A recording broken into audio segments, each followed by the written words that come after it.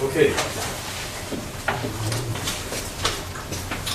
Well, we are talking about the fate of organic compounds. Well, if it is okay, I will add some more chemicals. Well, there is some inorganic chemicals, for example, heavy metals and radioactive materials, uranium, plutonium. But mostly, the author of that book, the text is actually organic chemist. He just focused on the organic contaminants. All right, we have talked about the four-phase partitioning things, the stress. So,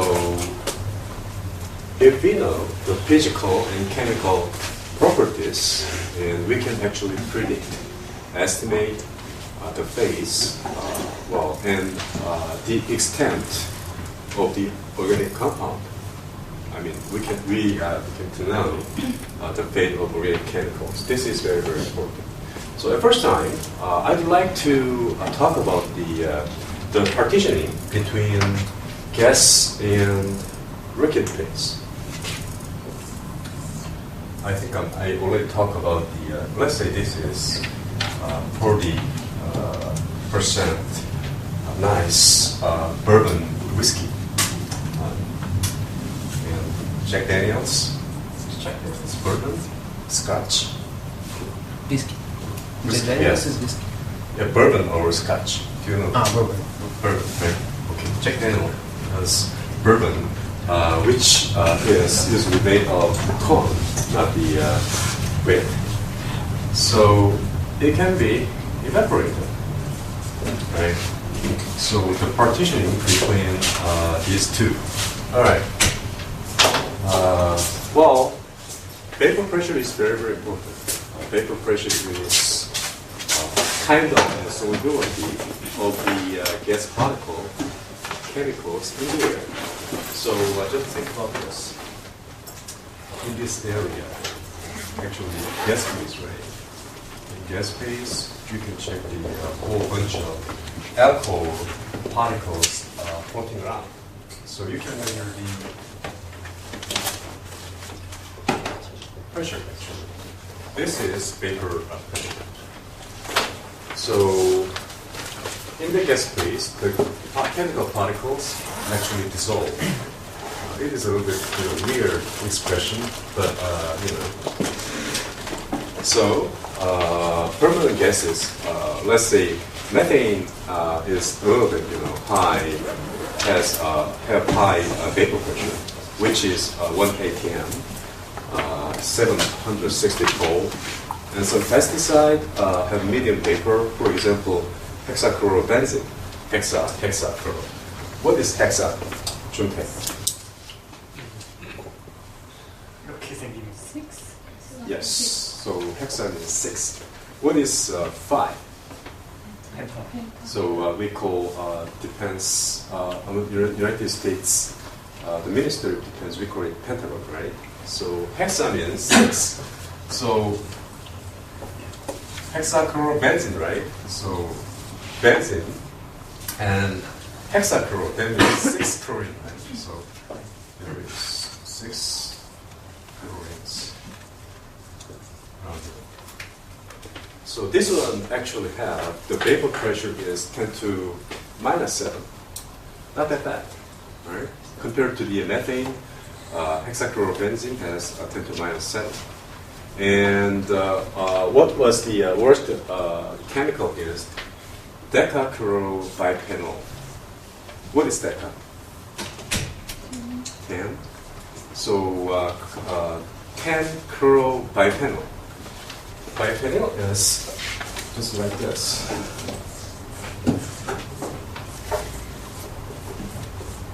Right? So we have 1, 2, 4, 5, 6, 7, 8, 9, 10.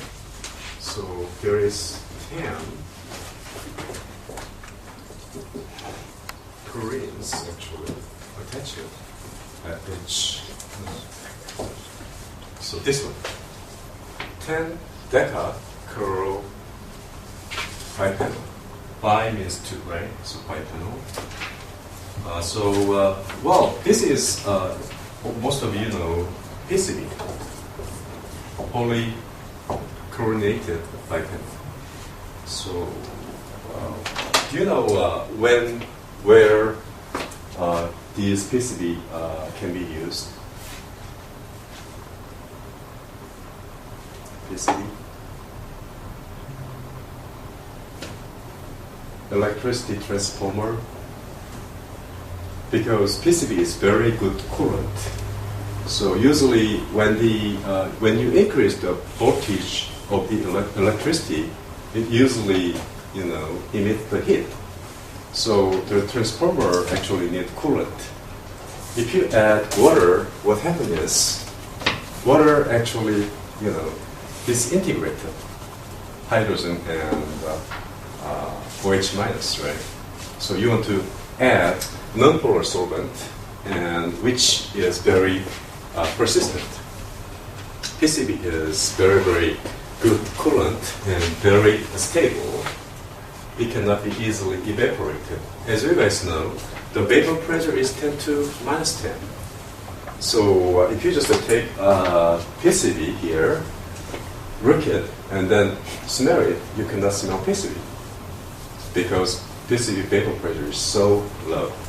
But just don't do that. PCB is very toxic, and also mutism and carcinogen. What is mutism?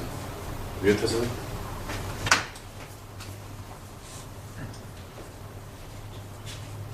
Mutation, right? So your sibling, your kids can be a little bit, transformed, maybe without hands or without head, like that. It's very, very, toxic chemical. So, well, at first time, you can pour some methane here. Methane itself is very, gaseous form. And if you measure the pressure, it could be here 180 and 760 total.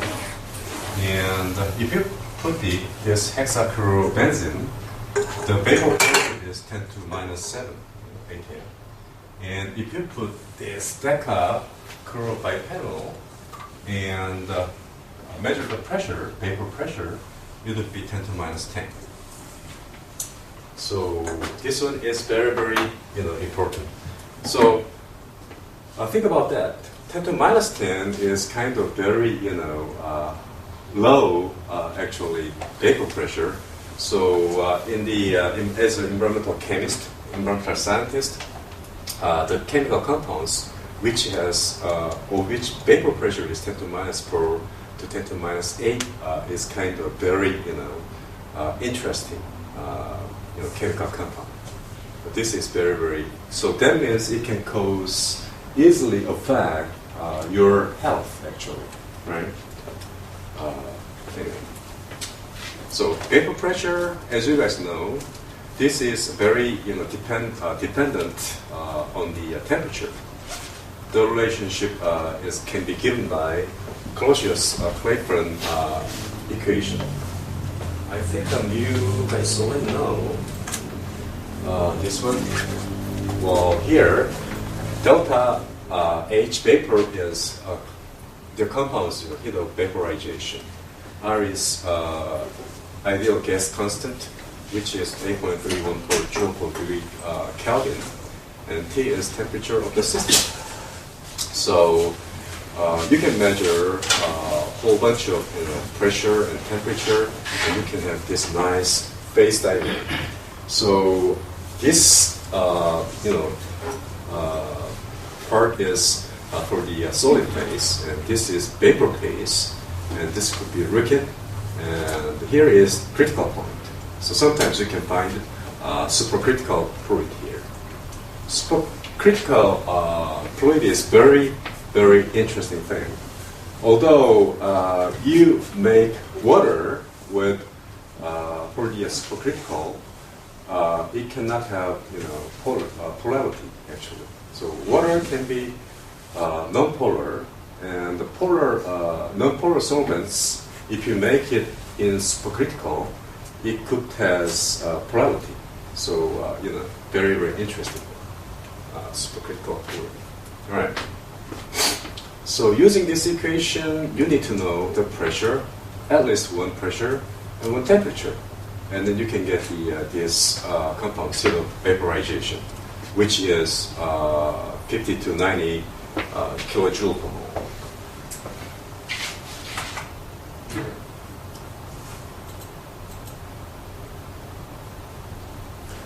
Well, the most common use of this equation, you guys can use the product. You can measure for bunch of pressure, right?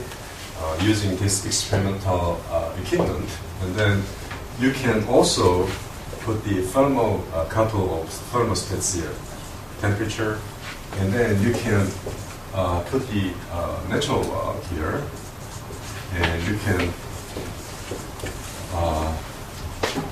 make it the reciprocal value of temperature.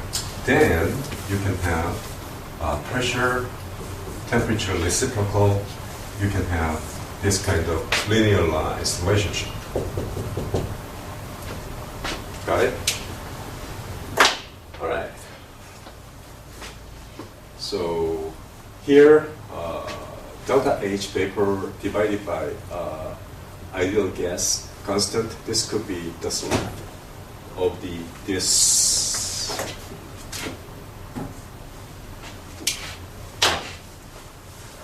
All right. If you know the compound's boiling point, what is the boiling point?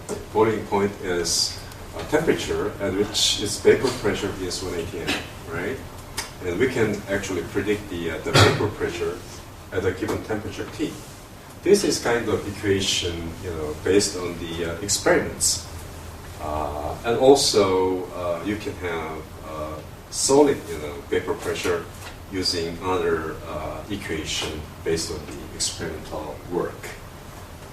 Well, chemists usually make very, interesting equation, mostly based on the experiments. But nowadays, engineers actually doing some numerical method and analysis. Well, sometimes you guys can actually develop equation using just a theory. This is very, very important.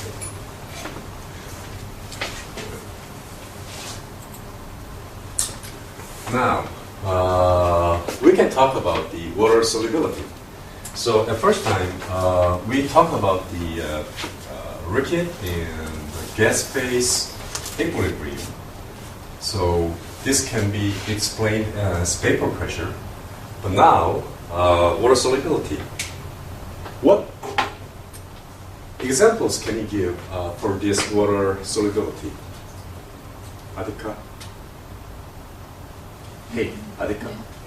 Can you give examples for water solubility? Sure. Yeah, that's right. If you just put some salt in the water, well, you can actually want to know the water solubility, actually, of the salt. What is the water solubility of the salt in seawater? Do you know that? 15 promille? 15 promille, wow, that's too much. Right? No. This is not that much. This means just like 1.5%. That's it. Any idea? Any different opinion? The salt solubility of seawater, which is 3.5%, which is very, very salty. Have you ever tasted seawater? Well, I really like swim, in open water, in the river and in the sea, compared to the usual, surface water. River water or lake water. Sea water is very salty. you never ever don't know how salty it is. Think about that. If you just swim, 3.9 kilometer in the sea, well, sometimes you can drink your seawater. Maybe you can drink it around the 100 or 200 milliliter, So, well, anyway. All right, water solubility. When you talk about this one, this refers to saturated solubility of the organic compounds in water. Well,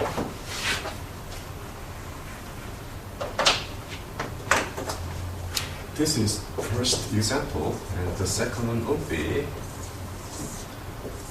this is 10 milliliter of water, and then just a spike.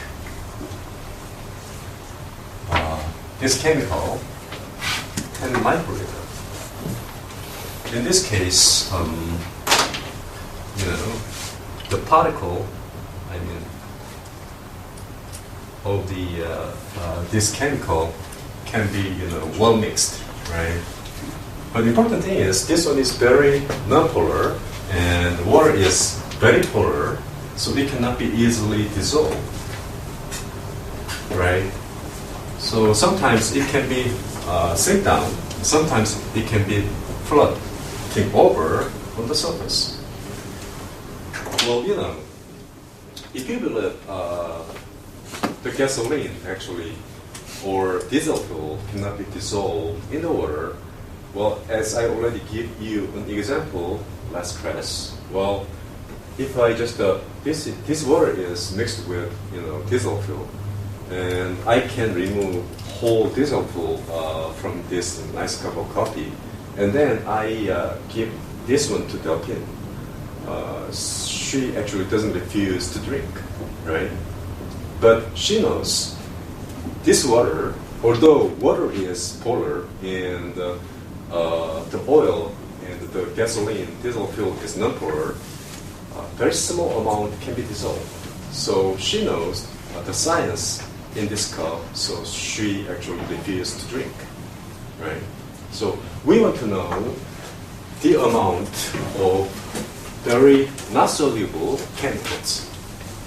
So we just put it as a symbol of CW saturated. This is saturated solubility of chemical in mole per liter. And typical organic pollutants usually very low because they are very non-polar. For example, relatively high volume might be for the benzene which is 0.1 mole per liter, and here PCB, which is 10 to minus 10 mole per liter. So maybe 0.001 microgram can be dissolved in the water, But that concentration, actually that amount can kill you. That is the reason why we want to know the solubility of these organic chemicals, because that small amount can kill you, right?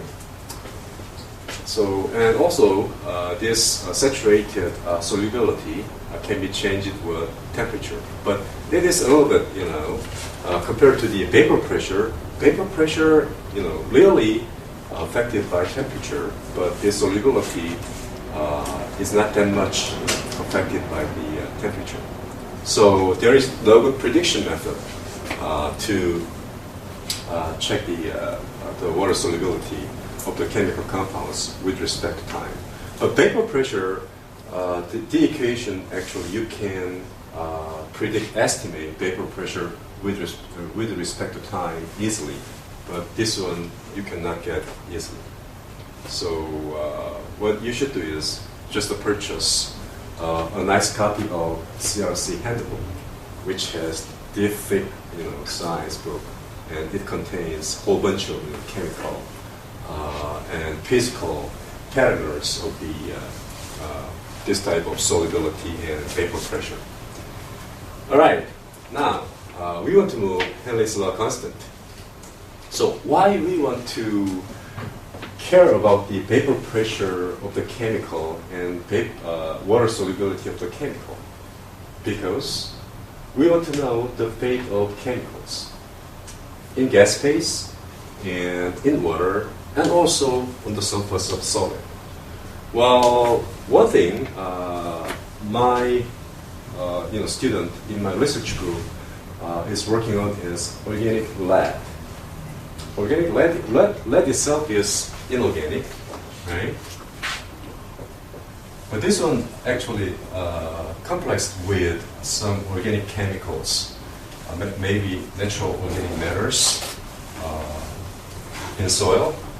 And this one, PB itself is very polar, but if it puts with natural organic matter, we call it organic lead, this is very non-polar.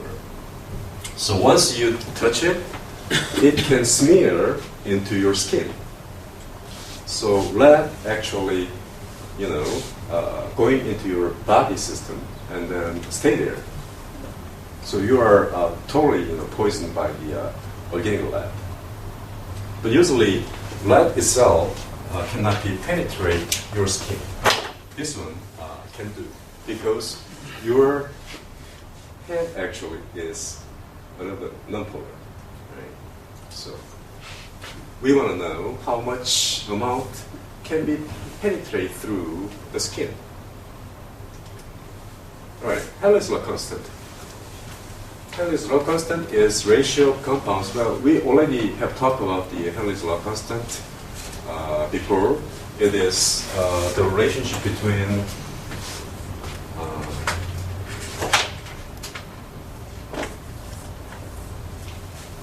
the same thing, Here, just to put the 10 milliliter of water, and then just a spike, let's say 0.1 microliter of PCB.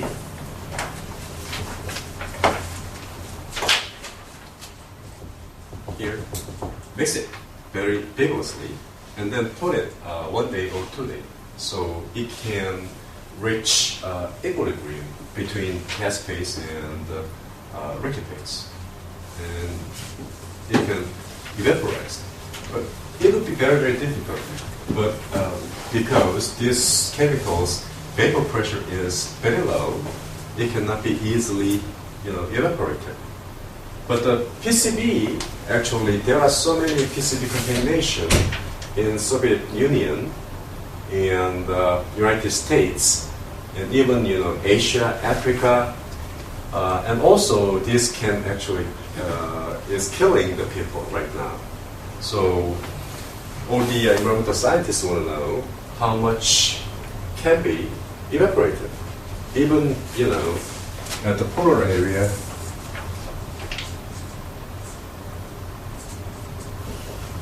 The polar bear actually already contaminated by this PCB.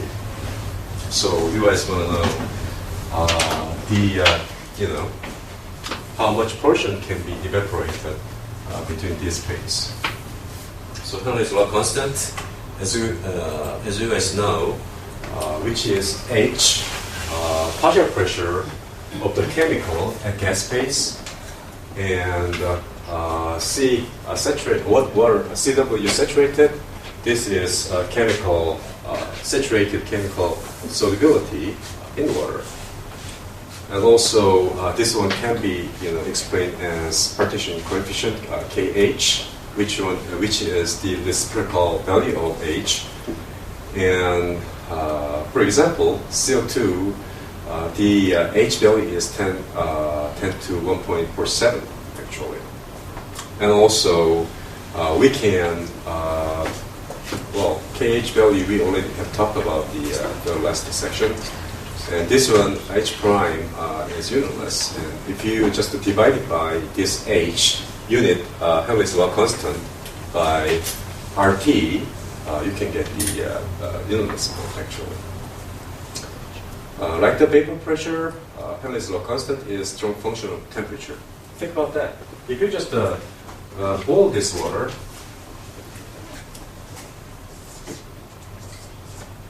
if you give heat here, it can be easily evaporated, right? So the chemicals you spray in the polar area, and the chemical you spray, the same chemical you spray at the tropical area, well, most the chemical in tropical area can be more amount can be evaporized actually. Okay.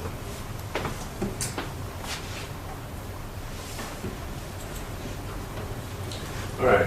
Well, I have explained a whole bunch of different vapor pressure and also Henry's law constant. Mostly these are partitioning coefficient. Well, think about this. Here, the partitioning of chemical between gas and liquid phase, right? What about the soil system? Let's say, let's say a town has a very big gas station in this country. The gas station usually have underground storage tank filled with gas or filled with diesel fuel, and it can fully contaminate the soil here. If you take out the soil and then put it in the tank, the soil is actually contaminated with diesel fuel, and the diesel fuel actually can be vaporized, right? So in this case, you can think about the phase equilibrium between solid and gas. So in this case, this is partitioning between liquid and gas phase, and in this case, this is partitioning between solid and gas phase. Well, let's say there is some groundwater actually approaching this area, so this soil include moisture. Just take out this part and make it bigger. Or this is soil particle. And also there is groundwater moisture actually stay here. And also here the diesel fuel particles stay here. So the diesel fuel actually dissolve on the surface of soil. And diesel fuel also can stay as diesel fuel itself. And the diesel fuel can dissolve in this moisture. Right. So you want to calculate the concentration of diesel fuel on the surface, and you want to calculate the concentration of diesel fuel. There might be some, pores, gas phase, and you want to calculate the diesel fuel concentration in moisture, water, and also you want to calculate the diesel fuel itself, right? If you can calculate all of this, well, if you add all of this, the fate of this diesel fuel actually. This is very, very important. So here we are talking about the partitioning coefficient.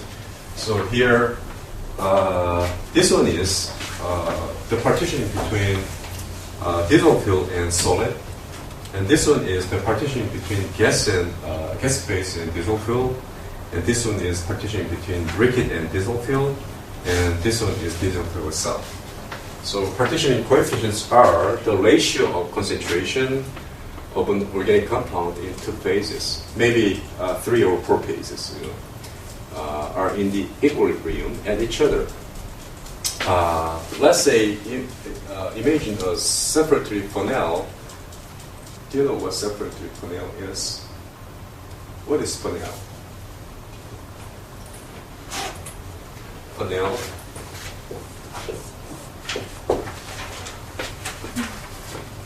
Right? Or you may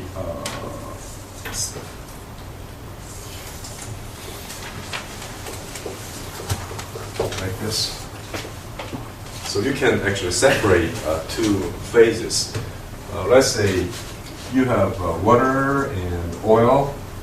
In this case, you can separate it using this funnel.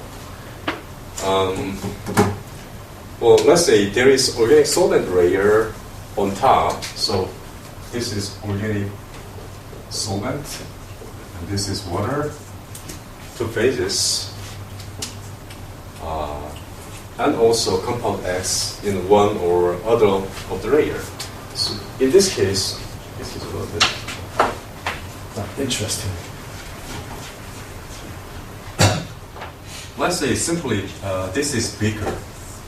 We just fill it with something, and then fill it. Let's say this is 20 milliliter beaker, and you just pull the water 10 milliliter, and then pour the 10 milliliter of solvent.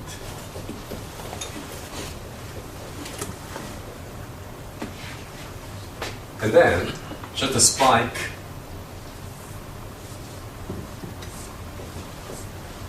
let's say gasoline. Gas, 0.1 microliter. At this time, the gasoline, as soon as you injected gasoline, the particle could, spread around in this beaker. So shake it vigorously and put it, on the table and give it maybe 10 hours or one, day, and then measure the concentration. Here, the concentration water saturated, and here the saturated solvent here. So the ratio between this concentration is partitioning coefficient. Got that? Easy, right? And also there is many different partitioning coefficient here. So K is a C organic solvent, and the C is the concentration in water. Okay, denominator concentration will be something less than saturated, but we are usually using equilibrium saturated concentration, and then it's not very water soluble. Are you guys with me? All right, this is very, very important and interesting thing.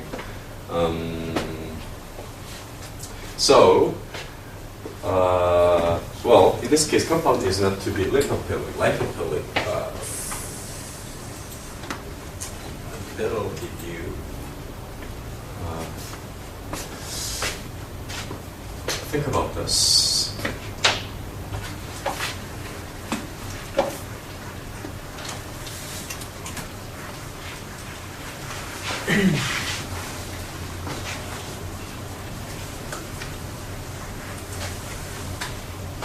So let's say why we want to do this. Why we want to measure the partitioning coefficient. Michael? Because we want to know if it's organic solvent or water solvent. Organic solvent or water solvent. Yeah, well, because we already talked about this, we want to know the fate of contaminants actually, right? Think about that. Who care this kind of partitioning coefficient, most? Environmental scientists, students, or workers at the factory? Who couldn't be? Who care about this partitioning coefficient?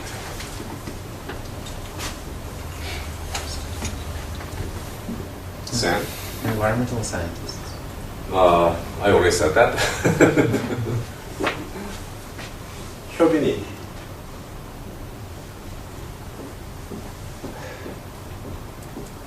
Do you know my question? Who does care about this partitioning coefficient most? Okay. Any guess? Government officials Oh, wow. in environmental department. That's a little bit. At first time, government officer, it was kind of shocking, but environmental office means a little bit, disappointing.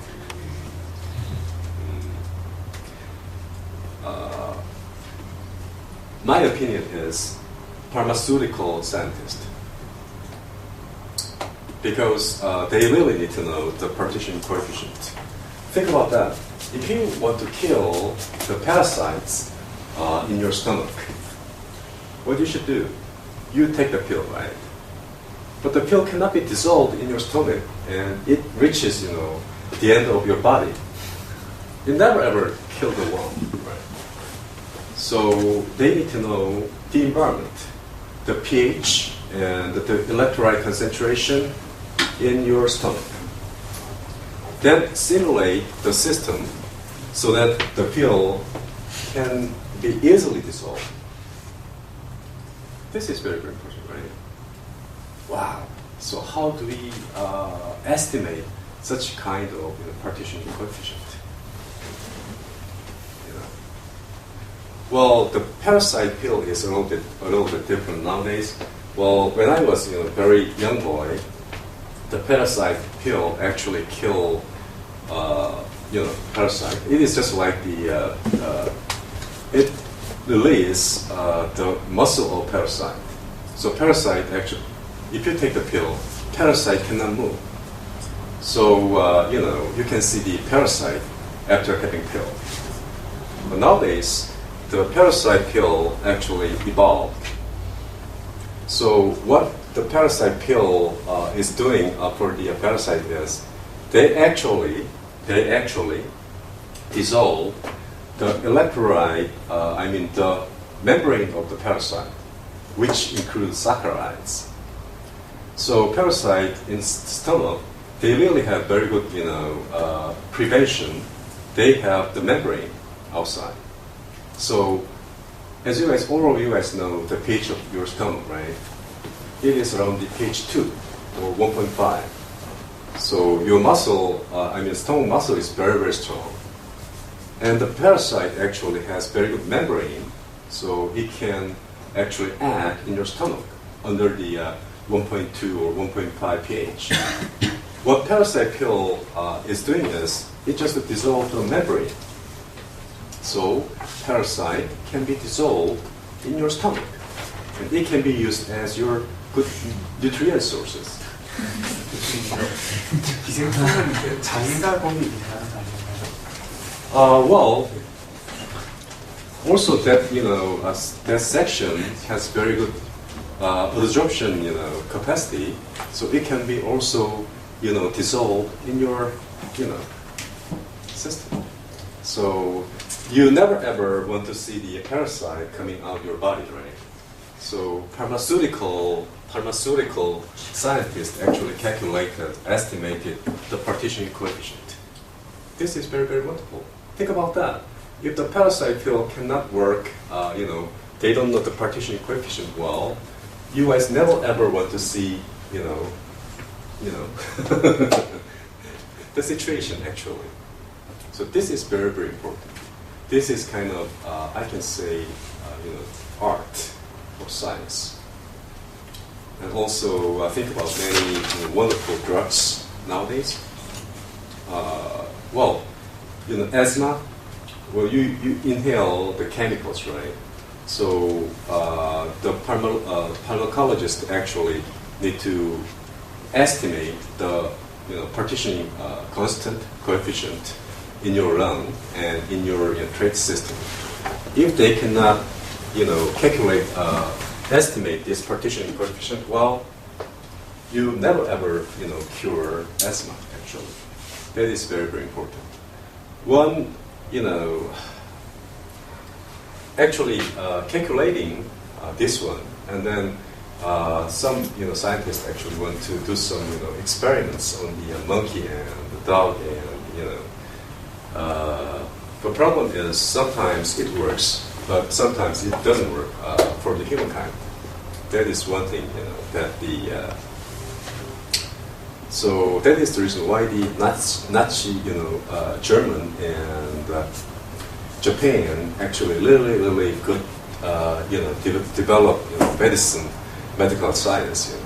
During the war, actually they can do test on human actually. All right, so partitioning coefficient. This is very important, and also for the environmental scientist here. Here there is another term, lipophilicity. Lipo is liposuction. All you guys know what lipo is. This is fat. So to simulate lipids, fat in biota, pharmacologists a long time ago selected model compound octanol. So we call it octanol partitioning coefficient. Why do you want to know octanol partitioning coefficient? Why do you care about this lipophilicity? Teacher.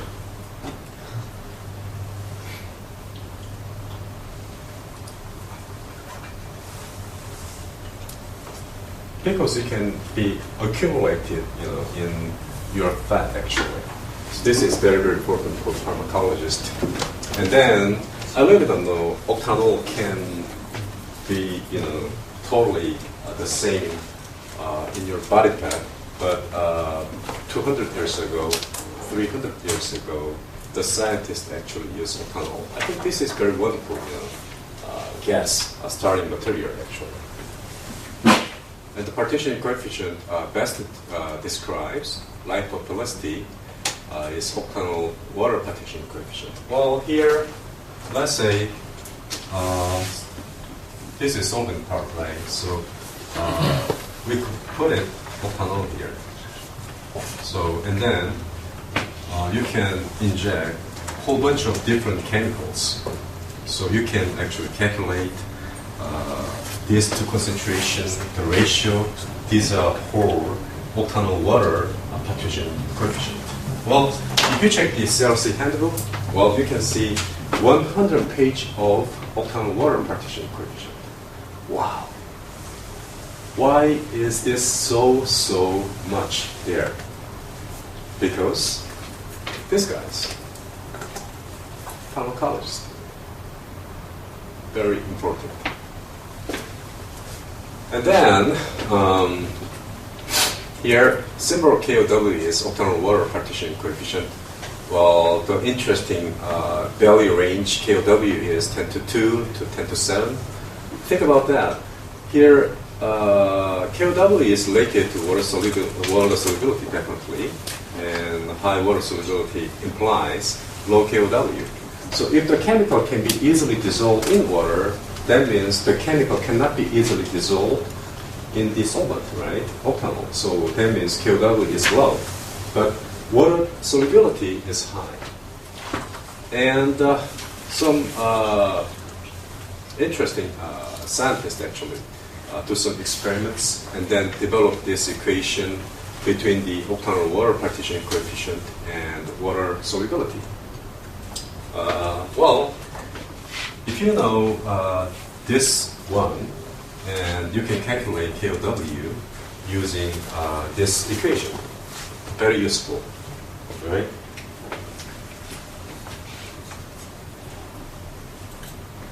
Okay.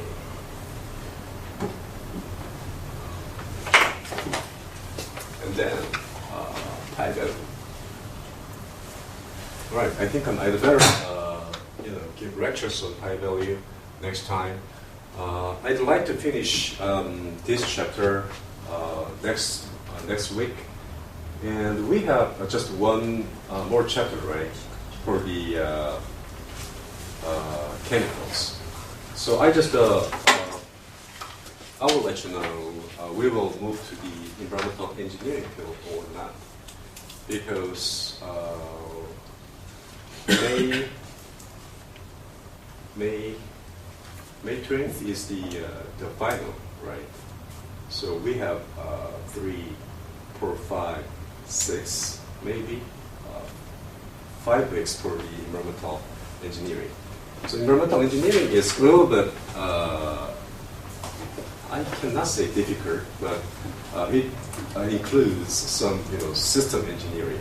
So it may be a little bit boring to the scientist, science student, but it could be very, very helpful for the engineers. Well, think about that. Environmental science, environmental chemistry, actually, I am teaching right now is much more, related to the chemical engineering and chemistry, right?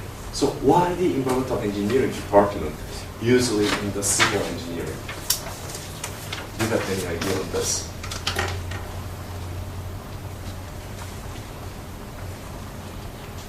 No? Or our chemistry senior? Never ever thought about that before, right? Why the chemical and environmental engineering? Mostly civil and environmental. Hyobini, why do you think, Michael? You I think it's because this is applied in infrastructure, and that's why it's more like applicable than any chemistry, than it's studied in different departments. Yeah, right. You guys are running fluid mechanics, right? If you are a civil major. Well, think about that. What would be much more difficult, I mean, when you just wash your dishes after eating meal, and then all the people, maybe around the 7 o'clock p.m., they just discharge the wastewater, right? So if the wastewater is gathered in pipeline and it actually enter into the wastewater treatment plant, actually, is the BOD or COD problem there?